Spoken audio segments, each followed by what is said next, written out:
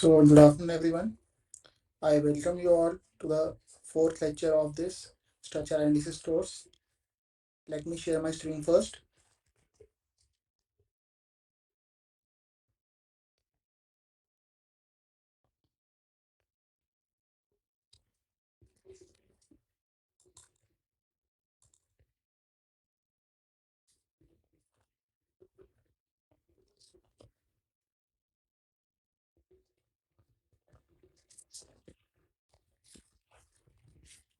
So, in previous class, we have seen that how can we determine the deflection of beams using the principle of virtual world. And this is the fourth week of this structure analysis course. And I am your teaching assistant for this course. My name is Pranam Mahajan. I am currently a PMRF scholar in IIT Madras, pursuing my PhD in Structural Engineering Division, Department of Civil Engineering, IIT Madras. So in the previous weeks, what we have done, in the first week, we started with the equilibrium equations. We determined reactions and bending moment at various parts of the beam. We have seen how much is the degree of freedom at various supports of the section, how we have used the types of reaction that are developed at different supports, and based upon the kind of loading that is acting over the structure, how much reaction or moment is developed at the support of the beam or any structure element. That's what we have seen in the week one. And based upon that, we have drawn the shear force diagram as well as the bending moment diagram of different length of the beam section. Then on V2, we have moved to the trusses, where we have seen that a truss is a two force member have with tension and compression force acting over it with no bending moment along the uh, truss member. So for solving that, to determine the various forces that are internally developed in the truss section, we have utilized two methods. One is method of joint and another is method of section. In method of joints, what we have done, we have used the equilibrium equation at a particular joint and try to determine the forces that are acting at each and every point of the joint and determine the value of forces using principle of method of joints.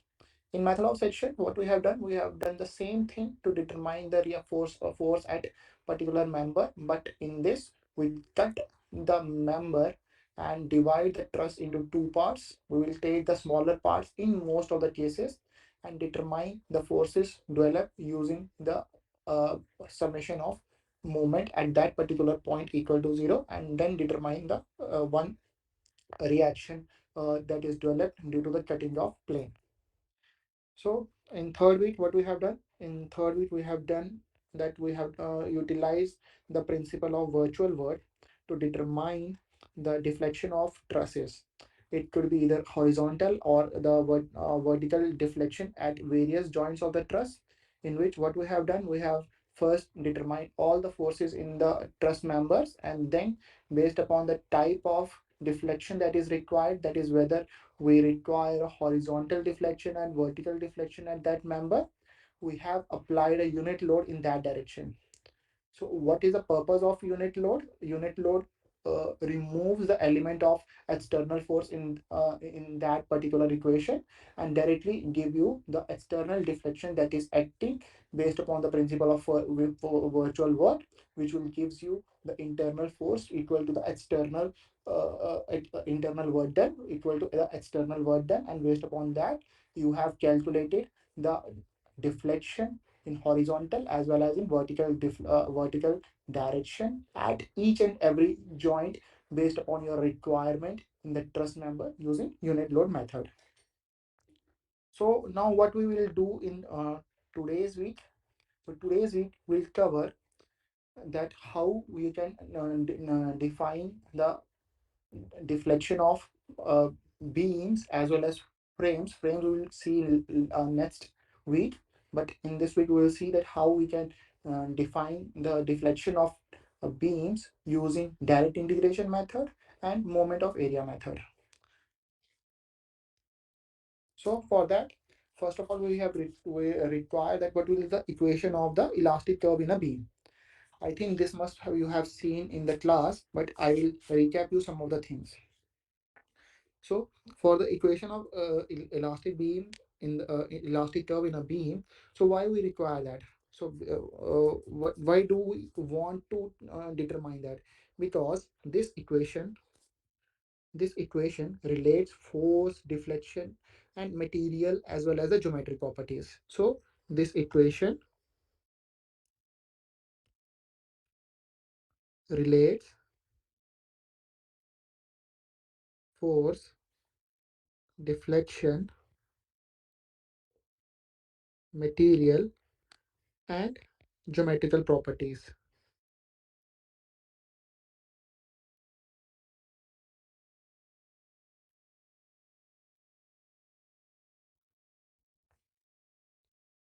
That is, y is a function of x, that is the horizontal deflection, q, that is the load acting over it, n modulus, area, and moment of inertia.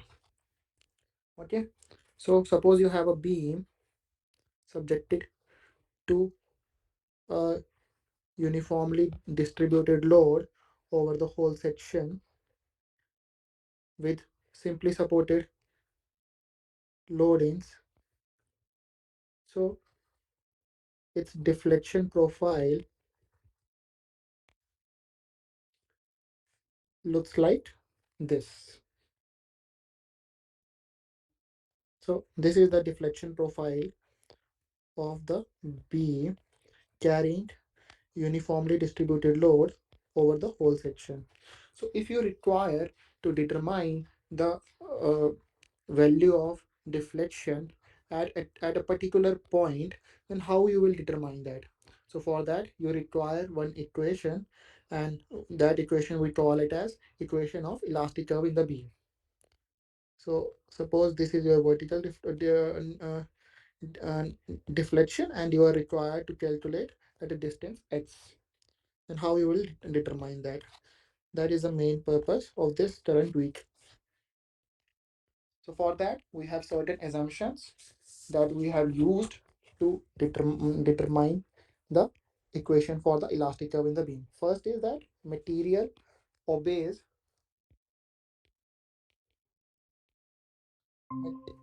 material obeys Hooke's law. It means we are considering only the elastic region in which the stress is directly proportional to the strain. The non-linear region where after yielding the material will undergo deformation, that is not covered. Okay, so what do you mean by that? Suppose you have a spring force that you have applied in this direction, and the spring is compressed by a certain length. So this P will be equal to K into X.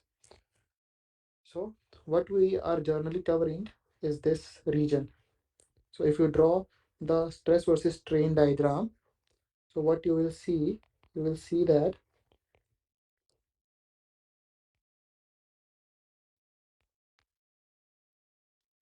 that stress is first directly proportional to the strain, and then after a certain point it will undergo non-linear deformation. Okay, so till this point the structure is elastic. So we are covering only this region. After that we are not concerned about that. Okay, so I will mark some major points here.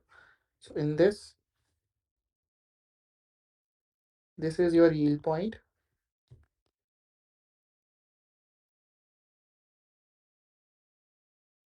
This is your elastic region,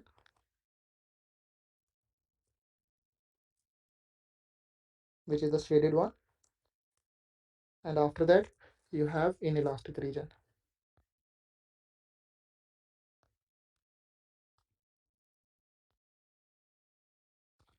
Other assumptions are also there. That is, you have second assumption is curvature should be small. Okay, but because if curvature is large, non-linear deformations will come into picture. And third assumption is any cross section which is plane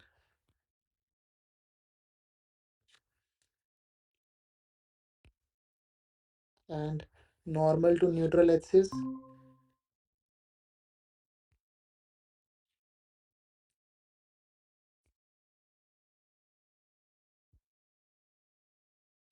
it will remains plane and normal to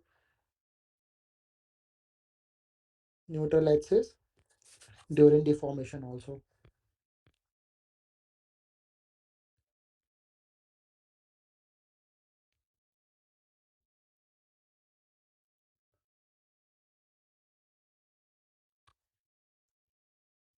Okay, so generally we say that plane section remains plane before and after bending. That is true, but the correct definition is that it should be normal to the neutral axis also.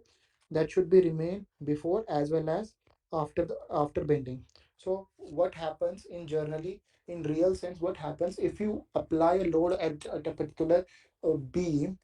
Due to that loading, the section will not remain plane in the cross section. There will be having some deformations in the cross section due to the Poisson's effect or some other material deficiency that is there in the section, due to which the section will not remain prismatic. But to idealize the structure, we consider the structure to be plane before and after bending, and it should be normal to the neutral axis before as well as after the bending. Now to determine the equation of elastic curve, we first use the radius of curvature concept, that we know that 1 by rho is equal to d2y upon dx square plus 1 plus dy by dx the whole square raised to power 3 by 2. So this is the general equation of radius of curvature. How we have got? You can use your concepts and try to determine this radius of curvature effect. So for small deformation that we have considered, that for small deflection and slope, this dy by dx square tends to 0. Okay, so only term that will be remaining for you will be 1 upon rho d2y upon dx square and its modulus. Okay, why modulus is used, that we will see in the coming slides. So suppose you have a B and it is subjected to moment, clockwise and anti-clockwise moment at both the ends, or you can say it is a pure bending concept, then how the structure will deform? So if so the structure will deform like this. Okay, it will deform like this. So this is the deformation profile after the moment is applied at the section. Now due to this, compression will act at the top and the tension will occur at the bottom, due to which the plane section, that is, if you can see the plane P and Q, it will deform to P dash and Q dash. So there will be some deformation in the member that is described by delta theta. So if there is a radial deformation in the member that is described by delta theta, so if we consider small length of dx, then how we can then means interrelate between d theta and dx. So then your dx will be rho times d theta. Okay, then your d theta upon dx will be 1 by rho. If you take this dd dash, this dd dash will be equal to y into d theta, and your epsilon x will be dd dash divided by dx, that will be equal to y d theta by dx is equal to y by rho. Now, if you calculate the longitudinal stresses in this beam, so your longitudinal stresses will be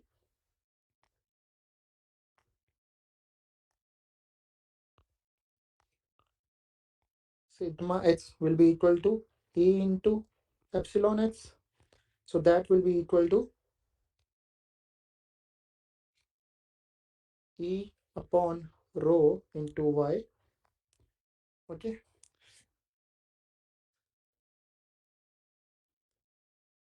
So now if you have to determine the moment, so you know that moment will be force into distance. So how you will determine this force? So this force will be equal to sigma x into the area multiplied by distance, which is under consideration. So it is at a distance y. So if we integrate the whole section, what we will get? So your moment will be equal to integration over a whole area y, that is you are considering at a distance y, sigma x into dA. Okay, this is your moment. So substitute the value of sigma x. What you will get? You will get m will be equal to E by rho integration over the whole area into y square dA. Okay, so now this y square dA is your second moment of area,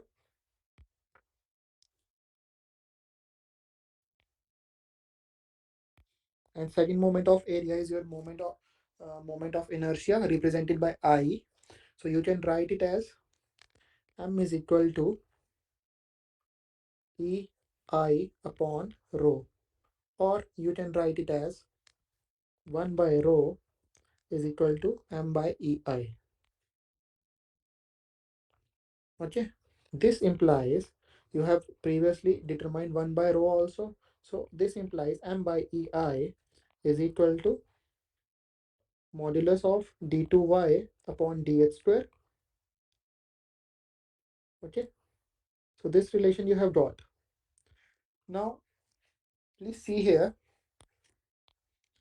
that how you are defining the curvature. So you define curvature like this. Suppose you have this curvature, you define this as a positive curvature,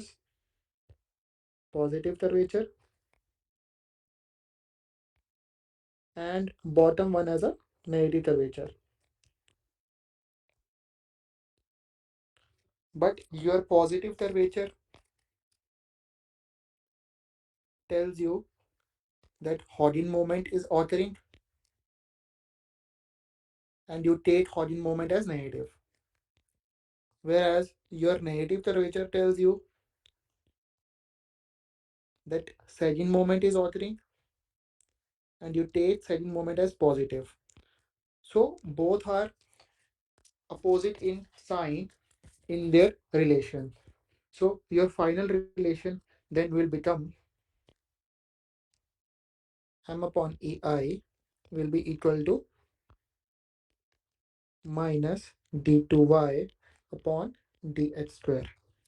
Okay, so this is your Euler-Bernoulli equation to determine the value of moment at any section of the beam. Okay, so this is your Euler-Bernoulli equation.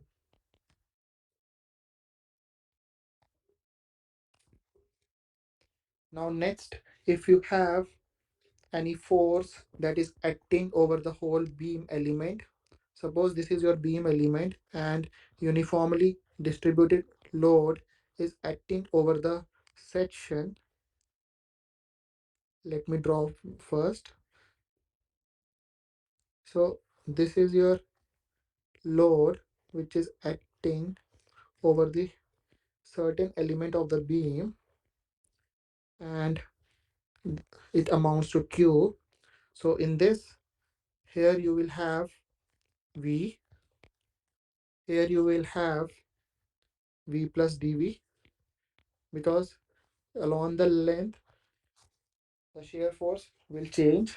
And if you have moment here as m, okay, so if this is m, this would be m plus dm,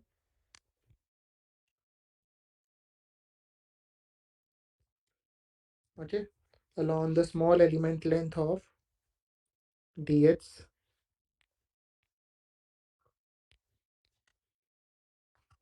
Now take the central point, this central point,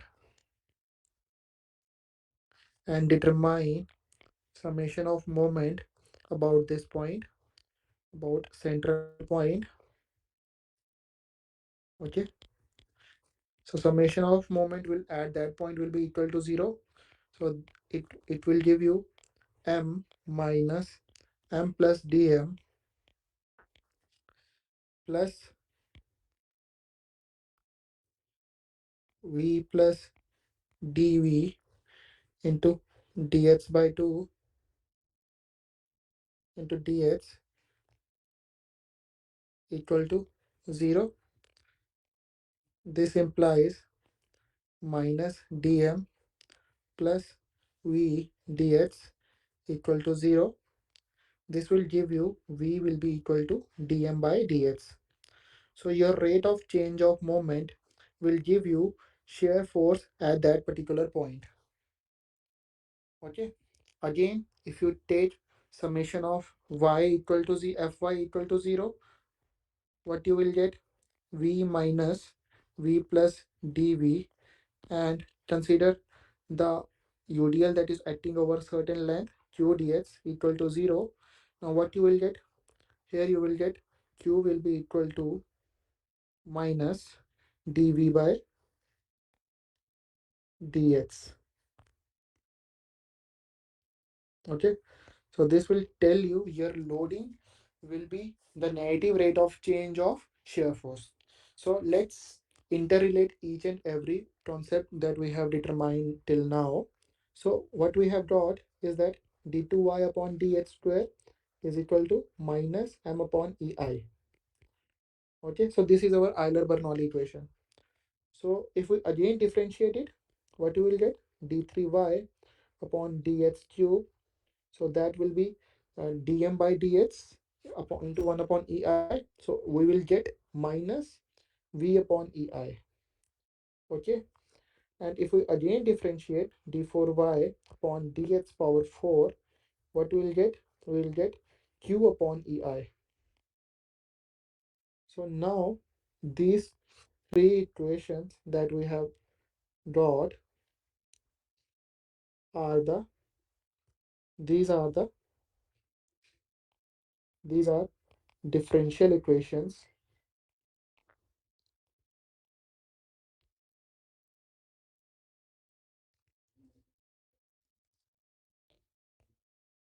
for elastic line for beam.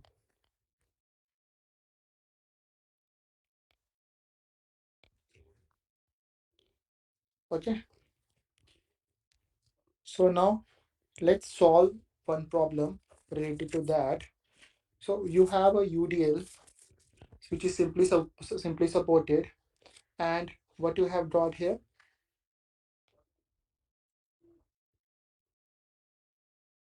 you have a simply supported which is subjected to Q kilonewton per meter along the length of the beam.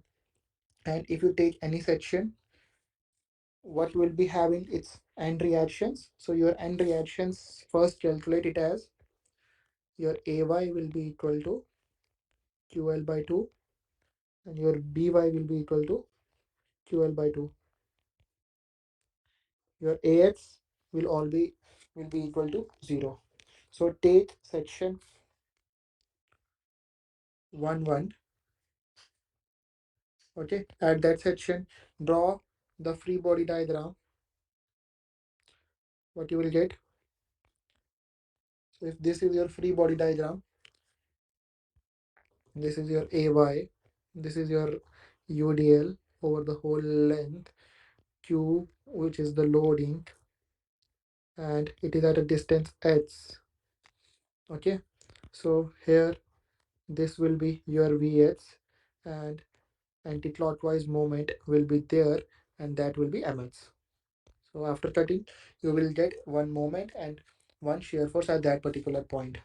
So take moment about x equal to 0. What you will get? You will get minus mx because it is in an anti-clockwise direction, plus ay into x minus q into x, that is the load, multiplied by x by 2, that is the distance, equal to 0. Okay, so your mx will be equal to ql by 2 into x minus qh square by 2. So this is what you will get as a moment equation.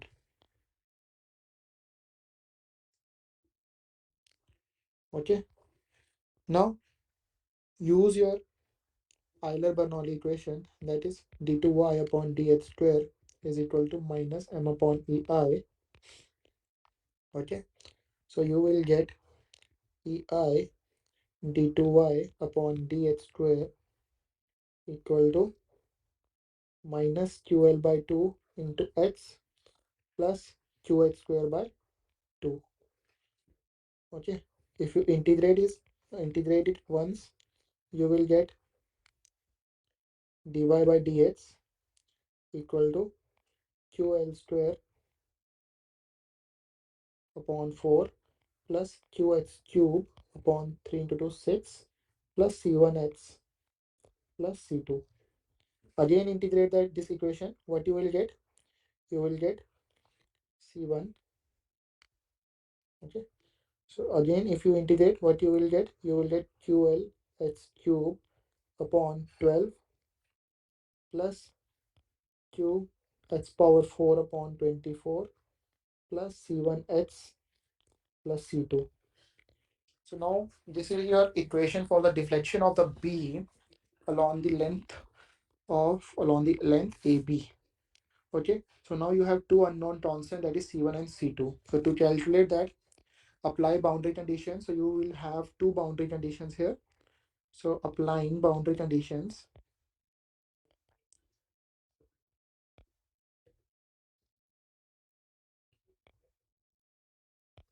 so you have two boundary conditions here. First is your deflection at x is equal to 0 is equal to 0. Your deflection at x is equal to L is equal to 0. So apply these two equations.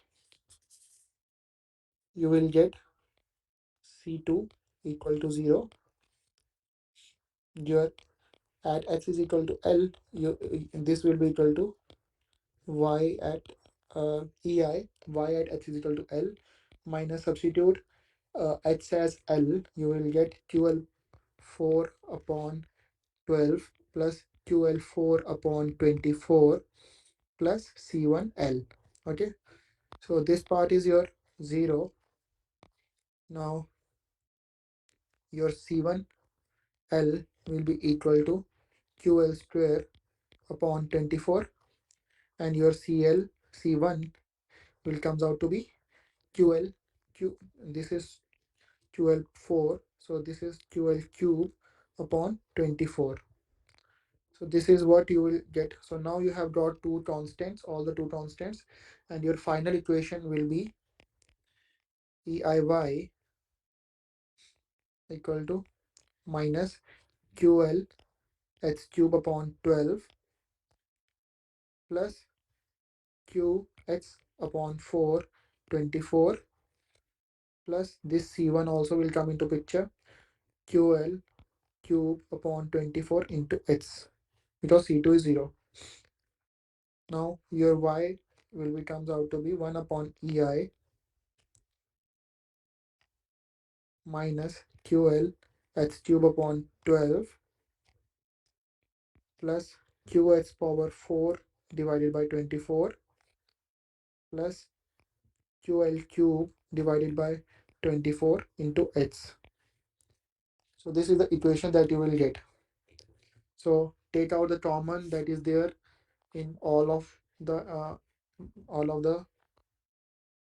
components. So you will get Q as common outside, 24 you will get common, EI is already there. So your final equation comes out to be L cube H minus 2 LH cube plus H power 4. So this is your generalized equation for the deflection of a beam when it is subjected to a UDL along the length of the beam. Okay, so this is how you determine the deflection along the various length of the beam. If you differentiate it once, you will get your dy by dx will give you slope at that point. Okay, so by this you will also calculate the slope equation also. Okay, so now let's move further. So the first question that what it will tell you, it will ask you what is the basic differential equations for the elastic curve governing the deflection of a beam considering sagging moment as positive, downward curvature as negative. That's why -1 comes into picture, because here we are considering sagging moment as positive and downward curvature as negative.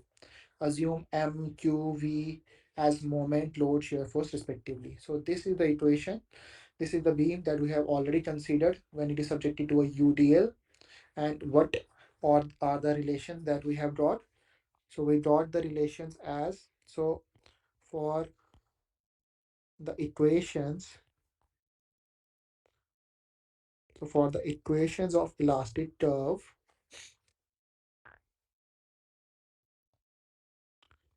so for the equations of elastic curve, following are derived. Okay, so what relations we have got?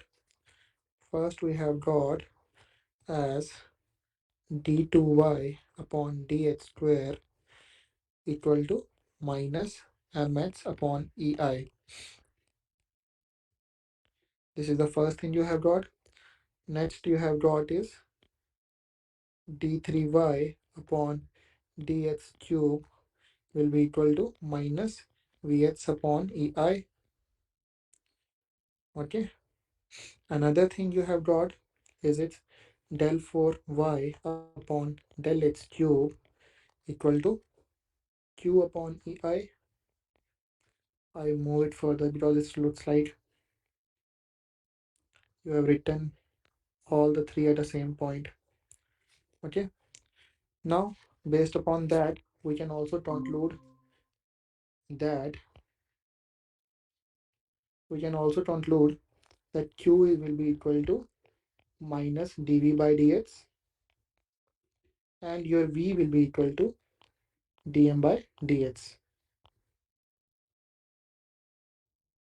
So these are the relations that we got for elastic curve of the beam.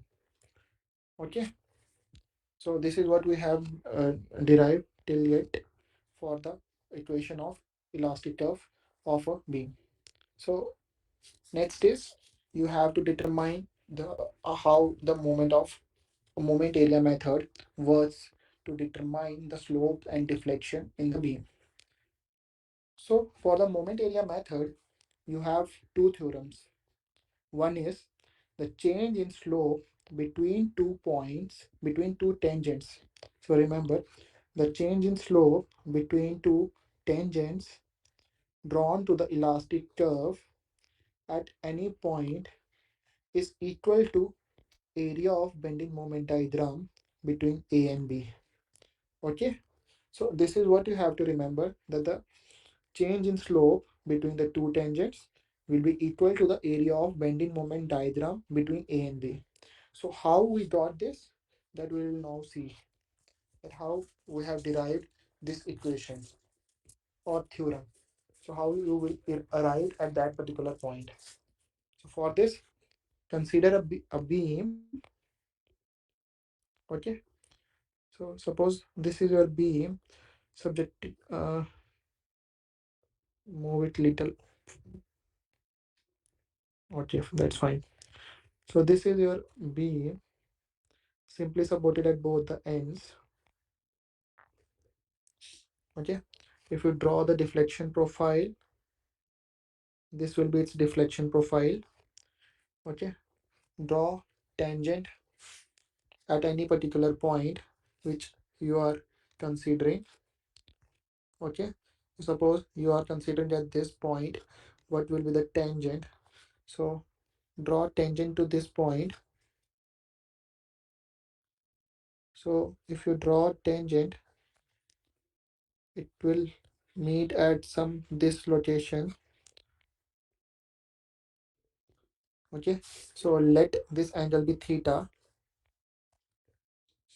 Okay, and this is your y-axis, this is your x-axis.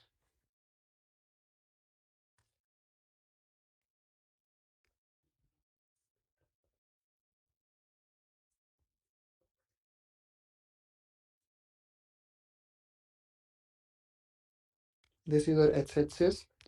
Okay, so at a distance x, you are determining the slope. So how you will get? So you know theta is equal to dy by dx.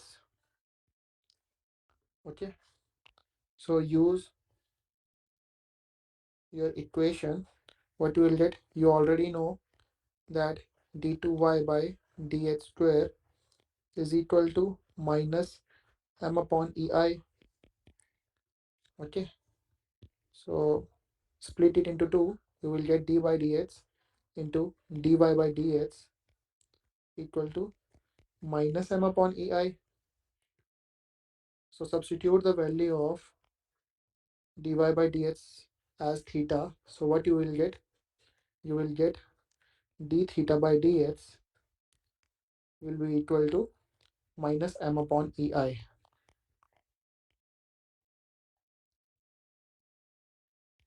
Okay, let it be 5 into x. Okay,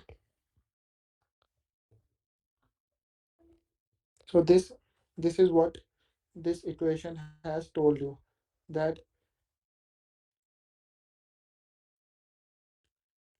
your rate of change in slope will be equal to the area of bending moment diagram. How it is area of bending moment diagram? Because if you, for this, if you draw when it is subjected to any load, if you draw the bending moment profile, suppose this bending moment profile looks like this. Okay, so if your bending moment profile looks like this, and you have to find the curvature between 2 points, how you will define? You will define based upon the area which is under the consideration over this whole length. Okay, so this is the first theorem of moment area method. Now what the second theorem tells you? So second theorem tells you that the deviation of any point B relative to its tangent drawn to the elastic curve at any other point A in the direction perpendicular to the original position of the beam is equal to the moment of B of bending moment between A and B. So I will tell you the direct truths of this theorem. So first equation gives you the slope at a particular point, which is equal to the area of the bending moment diagram. Second theorem, what it tells you, so suppose if you have to define the deflection at any particular point, it will be equal to the moment at that particular point defined by the area under consideration multiplied by the distance of that. Okay, this is how you define the second theorem. So here also, suppose you have a deflection profile like this. Okay, so here, suppose this will give you your theta A,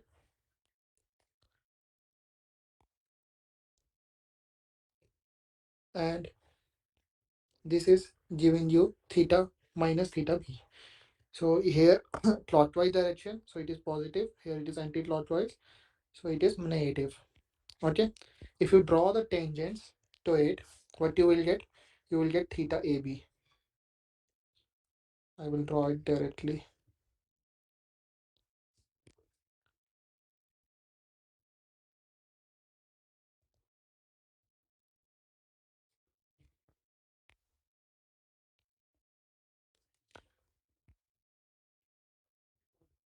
Okay. So this angle will gives you theta AB. So if this is your theta AB, extend this line further and this also further. So this will be your projection of B point on the slope of A, and this will be your projection of this will be your projection of point A on the slope of B, and this will be A dash. So this will be, you tell at delta BA. This you will say as delta AB. So what is delta BA? So delta A is the projection of point B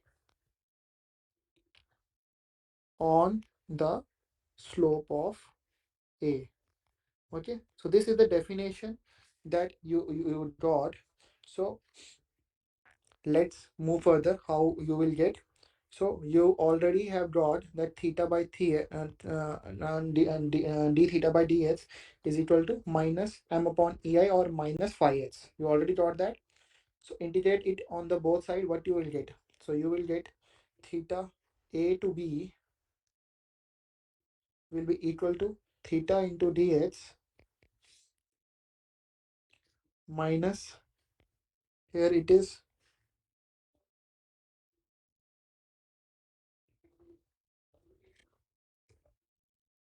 theta a to b into phi of h into dx. Okay, so now what you will get? Here you will get theta a minus theta b will be equal to integration of a to b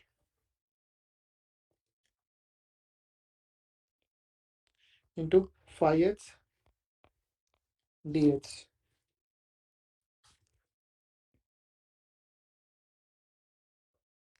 Okay, this is what you have got in the first theorem. Now let's move further. Your delta BA is defined as HB into theta del d theta.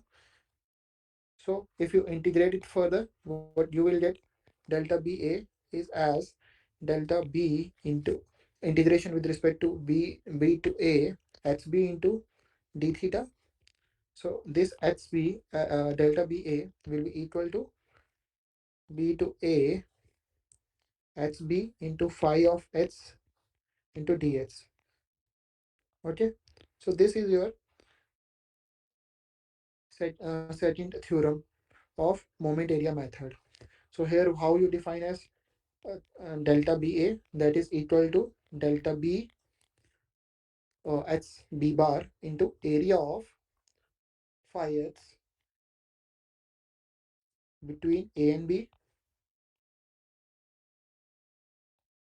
and delta AB is equal to X A bar into area of phi H between A and B. Okay, this is how you have derived both the equations, or this is how you will get the solution for the two theorems for moment area method. So now let's move to the question. So now after knowing about the theorems for the moment area method, now it will be clear to you.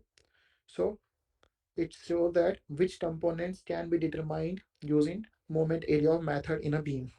So first component you determine is slope, that is d theta by dx. Second component you define is deflection. Okay, that would be delta BA or delta AB. And what is formula? It is del theta upon del x is equal to A to HA to HB, HA to HB, M upon EI into ds. Okay, and for deflection, delta BA will be equal to integration with respect to HA to HB into HB. Remember this when you are integrating, when you are defining the HBA, HB will come in the inside of the integration, M upon EI into ds. Okay, so these two components you derive using the moment area method, that is slope as well as the deflection. So now let's move to the next question. Next question will also be easy for you. That in case of a beam using moment area method, the area of bending moment diagram between any 2 points divided by EI, what it gives you. So remember it. This is your first equation of first theorem of moment area method. So area of bending moment diagram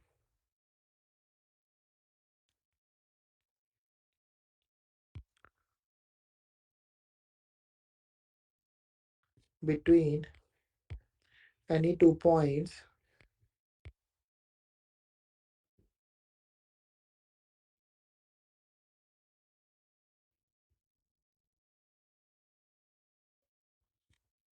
is equal to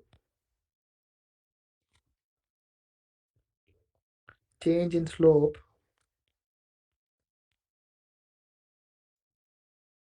between the tangents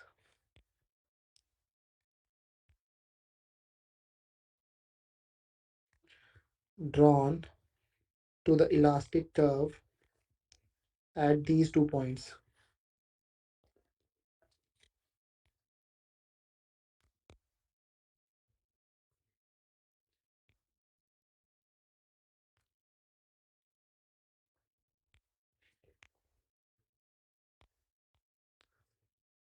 So this is your theorem 1. Okay.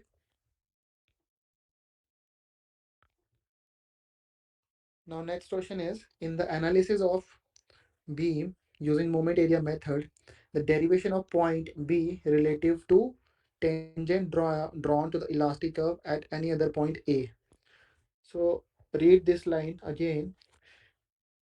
It is, I will let you change, let me change this. It is not derivation, it is deviation. Okay, so remember this, this is deviation. I will change it now only.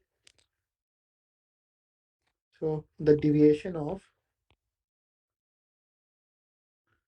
any point B relative to point A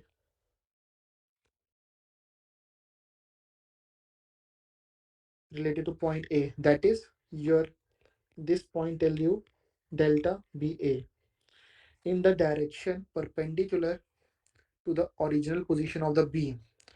Okay, so how you will determine that?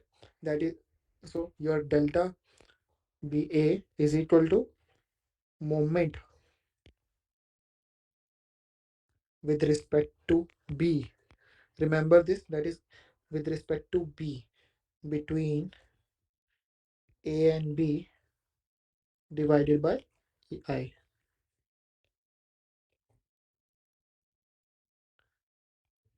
So this is your theorem 2 of moment area method. Okay, so now let's move to another question. So let's have some simplified questions first.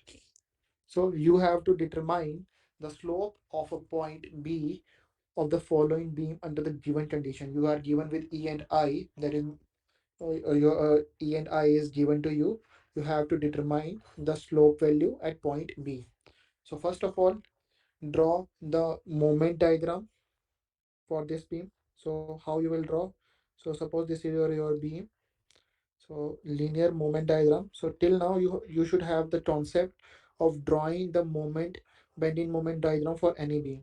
So for cantilever beam subjected to a point load at its end, this is the bending moment diagram. So your bending moment value comes out to be 10 into 3, 30. So if I divide it by EI, so it will be 30 upon EI. So this is your negative moment. So this is your M upon EI diagram for this beam. And if you are required to calculate the slope value at point B, then how you will calculate? You will calculate theta BA, that will be equal to theta B minus theta A. Since theta A here will be equal to 0, so your theta B will be equal to area of this bending moment diagram. So how you will calculate area? That is 1 by 2 into 30 upon EI into 3. That comes out to be minus 45 upon EI. Okay.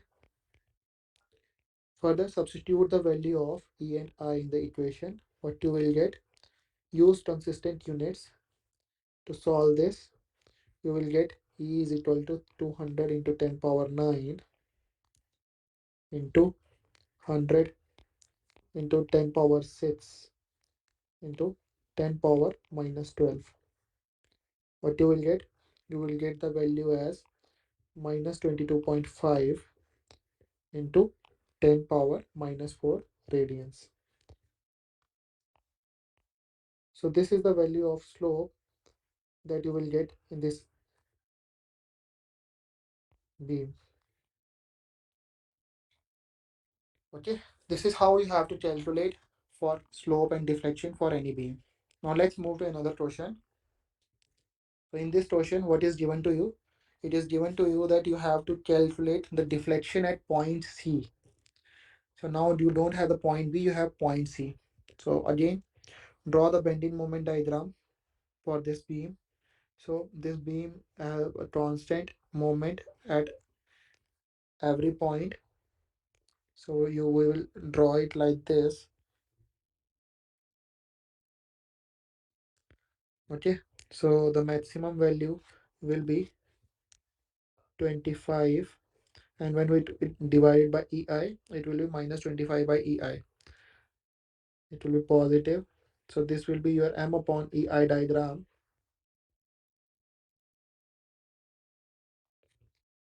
And you need to calculate the deflection at point C.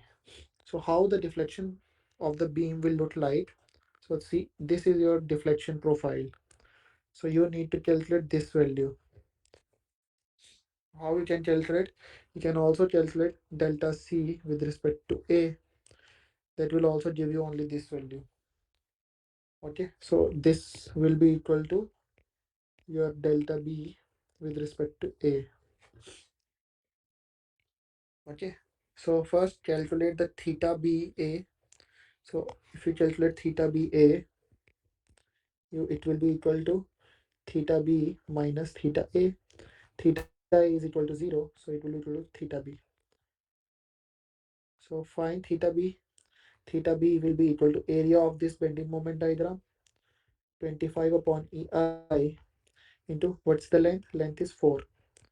So it comes out to be 400 upon EI. So now you got theta B. Now if you have to calculate theta uh, delta CA, how you will get that? So delta CA, that will also be equal to delta C minus delta A.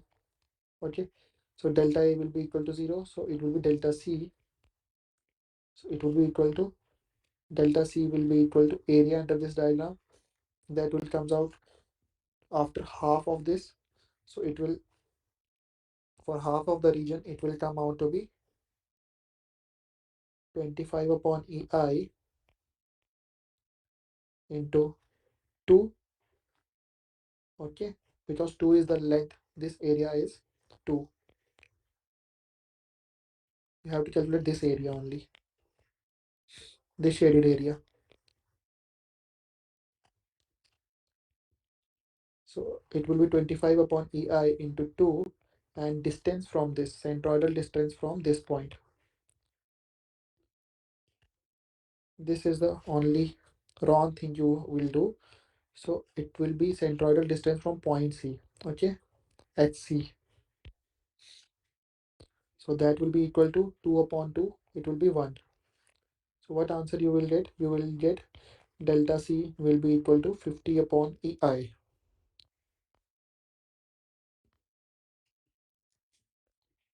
Substitute all the values. What you will get? You will get delta C equal to 50 upon 100 into 10 power 9 into 100 into 10 power 6 into 10 power minus 12. So you will get it as 0.005 meter, or you can write as delta C equal to 5 mm.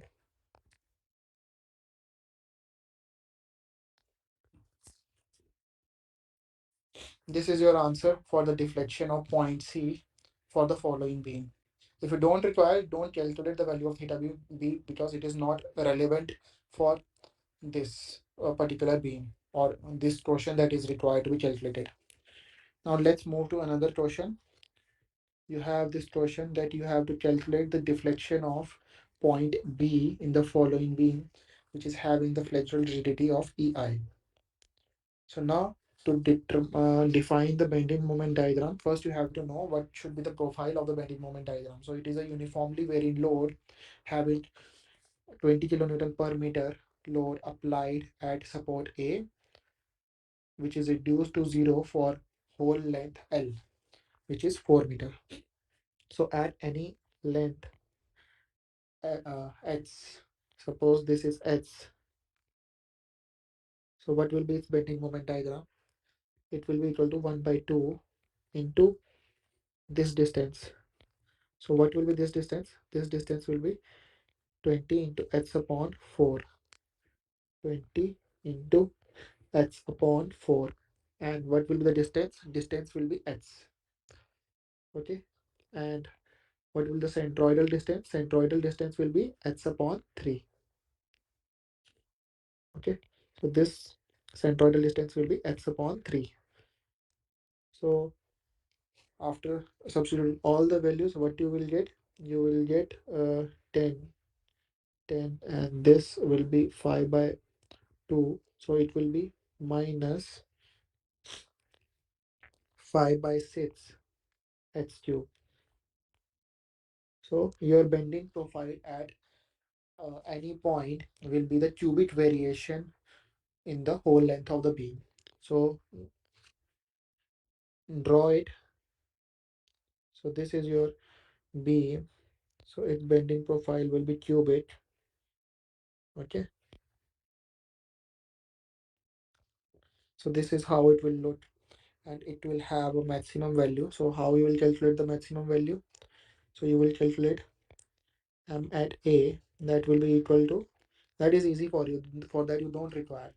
Calculate the load that is acting 20 into 1 upon 20 into 4. So this is the load. At how much distance it will act? It will act at a distance of 4 by 3. So use 1 by EI also, because you are drawing M by EI diagram. So it will be equal to 160 upon 3 EI. Okay. So here the maximum value comes out to be 160 upon 3 EI. And this is your M by EI diagram. Okay. Now to calculate the deflection at point P, use the formula that you have delta BA equal to delta B minus delta A. So this will be equal to 0. So this implies delta B will be equal to, so take this area. So how you will take this area? So here this area will be not 1 by 2, it will be 1 by 4 into a base into altitude. Altitude is minus 160 upon 3 EI. and the centroidal distance of this area, it is 4 by 5 of 4. That means this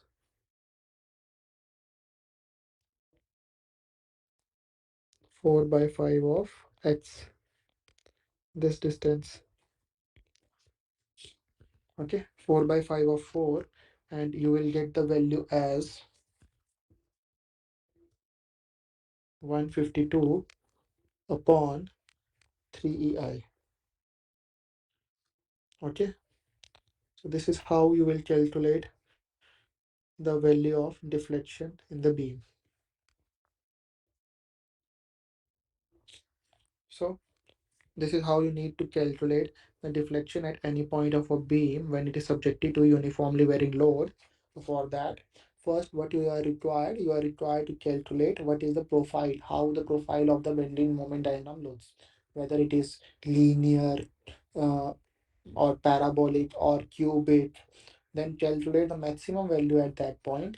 So since it is cubic, you have to remember that how should you should calculate the area of this bending moment diagram. So see, it is 1 by 4 into base into altitude, and the distance of centroid will be 4 by 5 from the 0 side, and 1 by 5 from the uh, 1 by 5 from the maximum side. So since we are calculating theta b, so we will require 4 by 5. 4 by 5 of 4, then we have substituted all the values. We have got minus 152, minus 512 upon 3e. Okay, this is how you need to calculate the deflection and slope using moment area method. For direct integration method, I have already given you one problem that how you can solve that. And for the moment area method, which we generally utilize, and we are carrying out the various problems to determine the deflection and the slope. Now let's move to another problem. You have another problem also, in which this problem is same as the uh, previous problem which in which you have a moment applied. But what will happen when you will have the ei of different values along the same length of the beam? So for that, m by ei diagram also changes at the intersection point. So here intersection point is b, so at that point the m by ei diagram also changes. So we have to calculate that how will be the m by ei diagram looks at that particular point. So first draw the bending moment diagram. So your bending moment diagram looks like this. So since it is a, I will make a rectangular which is having a value of 15 kilonewton per meter. This is your bending moment diagram for the beam. But now you are required to make the this positive m by ei diagram. So if you have to make the m by ei diagram, how you will make? You will make it like, suppose this is your length. Okay, up to this half of the length, you will make it as complete. Okay, then this line half will go up to this. So this is your m by ei diagram for the beam. So here the value will be 15 upon ei, and here the value will be 15 upon 2ei. Okay, now let's calculate the value of deflection at point C. Now it will be easy. Delta theta ca will be equal to theta c minus theta a. Theta a will be 0. So we have to calculate the directly the area of this m by ei diagram. So since this is not a regular area, we will divide the area into 2, and we will first take this area, half area, that is 15 upon 2ei into distance is 2 meter. Okay, since we are measuring from C, we will take C bar as 2 plus 1. Okay.